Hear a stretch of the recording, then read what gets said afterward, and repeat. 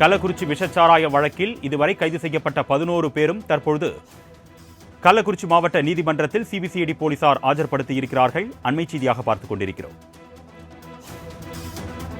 15 நாட்கள் காவலில் எடுத்து விசாரிக்க வேண்டும் என்று ஏற்கனவே சிபிசிஐடி தரப்பில் மனு தாக்கல் செய்யப்பட்டிருக்கக்கூடிய நிலையில் நீதிமன்றத்தில் 11 பேரும் ஆஜர் செய்யப்பட்டிருக்கிறார்கள். அண்மை செய்தியாக பார்த்துக் கொண்டிருக்கிறோம். இது குறித்த கூடுதல் விவரங்களை செய்தியாளர் பொன்னுசாமி வழங்க நாம் கேட்கலாம். வணக்கம் பொன்னுசாமி, தொடர்பான கூடுதல் விவரங்கள் சொல்லுங்க. வணக்கம் அருணேஷ்.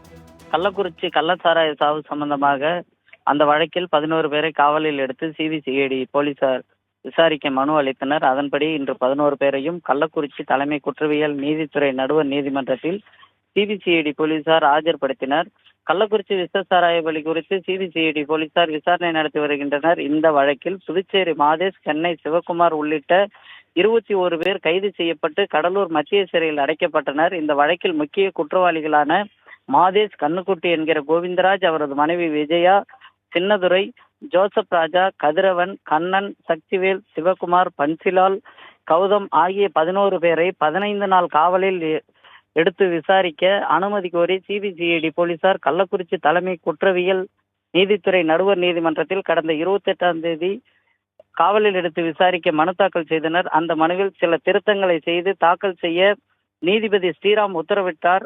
அதன்படி சிபிசிஐடி போலீசார் இன்று காவலில் எடுத்து விசாரிப்பதற்கான மனு விசாரணை எடுத்துக் கொள்ளப்பட்டதால் 11 பேரையும் பலத்த பாதுகாப்புக்கு இடையே கள்ளக்குறிச்சி தலைமை குற்றவியல் நீதித்துறை நடுவர் நீதிமன்றத்தில் நீதிபதி ஸ்ரீராம் முன் ஆஜர்படுத்தினர். அருணேஷ், உங்களுடைய விரிவான தகவல்களுக்கு நன்றி பொன்னுசாமி.